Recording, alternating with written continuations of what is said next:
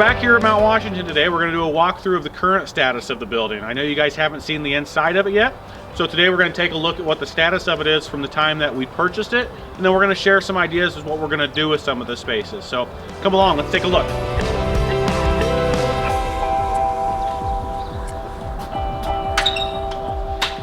One of the things I wanted to point out though as we're walking into this main room here is what this room used to be is a restaurant. They used to use this for the storage of the dining area. And there used to be a grand piano in here, and this was really a great place that people used to be able to come and eat from the community as well. We're gonna turn it back into that again actually. So what we're gonna do is we're gonna put our tables and chairs in here like we would normally, but then we're going to use the old kitchen, which is back over this way here. The old kitchen is gonna get updated and turned into a space for a cafe and a coffee shop. And I apologize for the echo, everybody, but without much in here, there's not much to deaden the sound. But this area is going to be partially turned into a cafe and a coffee shop, and then this area is also going to be partially turned into some type of a small convenience. Something that's lacking in Shawtown that our residents would really like as well. So we'll keep going, come along this way.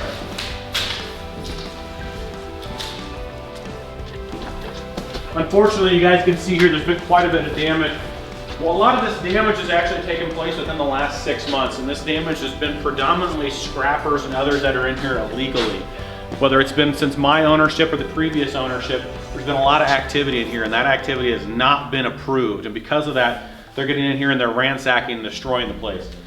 With that in mind, we're going to intentionally gut the entire building anyway. So where you're walking right now, where we're walking right now is actually going to be the gym area. We're going to put in a glass wall here to separate the hallway from this open space, and we'll put in some cardio equipment, some weight equipment, and we're going to hopefully have enough area and space to accommodate some of the citizens of Shawtown as well, so we can let some of the neighbors in and make this more of a communal feel as opposed to just our residents. We'll keep going this way here.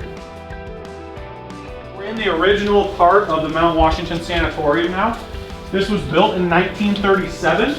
Actually, construction finished right at the end of 36 and officially opened in 37.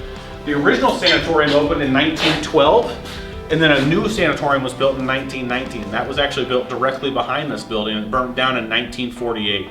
So right now we're in what was the grand opening of the sanatorium as you knew it from 37 on. And this was the main door that we were able to use to come in back in the day. So we're going to really clean this up. We're going to raise the ceilings back up to their original heights.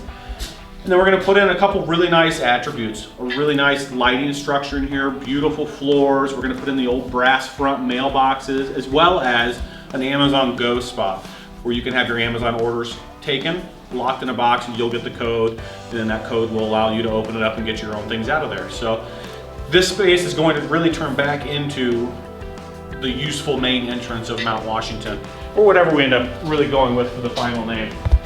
We're going to keep going this way, but one thing to reference is this wing that we're going into, where this door is and continued on, this wing wasn't really used for residents for over 15 years. So a lot of the remodels that took place within the last 10 years of operation, again, this place has been empty now for 3 years. A lot of the things that were going on for the last 10 years of operation, none of it actually took place over here. So for the most part, none of the updates ever found their way over here.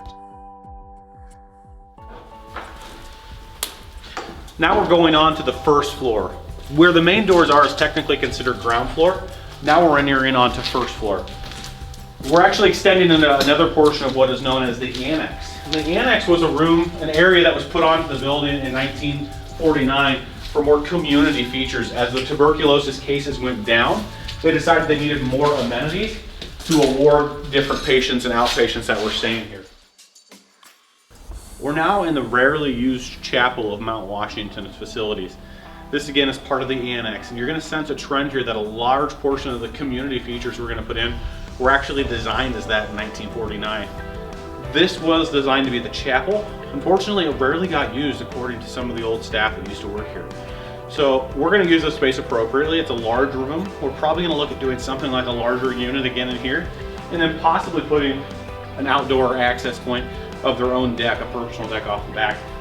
Plenty of room in these side rooms for bedrooms, and plenty of room in here in natural light to accommodate for a real unit.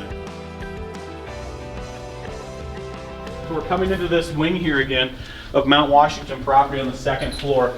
And you're starting to get a feel when you look out some of these windows, just what some of these residents are gonna have for views. A lot of the trees that you see out in the front yard of Mount Washington have matured and they're beyond their time of life. We're gonna have to take most of the trees down. One of the side benefits of that is it's going to really increase the view. Of course, we're going to supplement that by putting more trees back in, but you're really gonna see the higher we go in floors, the more that view is gonna open up with the trees. So we're entering into the main area again of the Mount Washington residence. And as we turn to the right here, we're gonna be going back towards the stairwell. I really wanna take you guys somewhere special. So let's go up to the penthouse and take a look.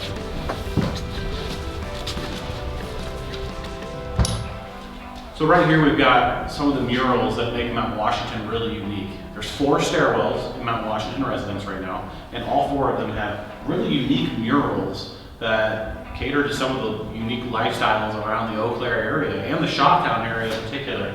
Unfortunately, a lot of them have been exposed to moisture, heating, and cooling, and it's made the paint chip off. One of the things that we've really tried to do is get good images of these, and then use those images to hopefully, when we get done with the construction and the remodel, to repaint similar ones up there by using local artists again. If you look out to the left here, you can start to get an idea of what this view is as we enter into the penthouse. It's really breathtaking just from the stairwell, but as we begin to exit the stairwell and move into the penthouse, we can really start to have an idea of what this space truly can be. We're operating with a blank canvas here, and that gives us the opportunity to create the image that we want. We're gonna have restrooms up here, we're gonna have a storage area up here, but the majority of what's gonna be up here is an open air kitchen where local students who finish up school, culinary school, can actually come in and showcase their skills by preparing very unique meals for a very small, intimate crowd of people. We're gonna put booths up here, we're gonna put tables up here, but we're really only gonna accommodate for about 15 to 20 people at a time. This is gonna be an open air kitchen, so we can see the chef preparing their meals, showcase those skills, and we're gonna have some really nice wines, scotches, whiskeys, really unique things that are going to help, again, draw some of those people into the Mount Washington area. As this is a pretty intimate setting, you can really tell that once we remove these trees out front that I was speaking of, you can really start to see what some of these views are gonna be like out these windows. It's unbelievable. A lot of these pines that are disrupting our view are gonna go away. And as they go away, it's gonna open up a completely new visual that nobody else has really had access to. Now we're gonna go to one last spot up here in the penthouse that I find really intriguing. And that is where we're gonna put a rooftop deck to be used for about half of the year. So we're gonna go out this door here and we'll take a look. This is one of the most spectacular views in all of Eau Claire when it comes to public access. By putting a restaurant here, what we're going to do is we're going to invite the residents of Eau Claire into this space, into Shawtown, and into the opportunity to see the great city of Eau Claire that they live in. What a view you get from up here. As we replace this entire roof section, we're gonna put a little bit of a raised deck. And with that raised deck, we're gonna extend it all the way to the corner. Let's go take a look from the corner. But from the corner, you really get the sense of what you can see. As an Eau Claire and Altoona area resident, I can see things and recognize them, like the Banbury place off to the east. I can recognize the Marshfield Hospital, not even a half a mile away, which tells me the Sacred Heart Hospital is just another 1/10 of a mile beyond that. University of Eau Claire campus and the Chippewa River right here in front of us. What an opportunity it is to see this.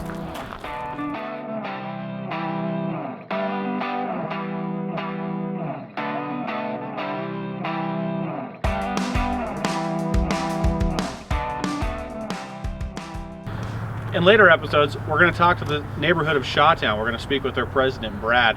Brad's a lifetime resident of the Shawtown neighborhood and a staple in the community himself. We're going to get his opinion on the project and see what his input is as far as what he thinks we could do with the property. As always, thank you for coming back, everybody, and so long.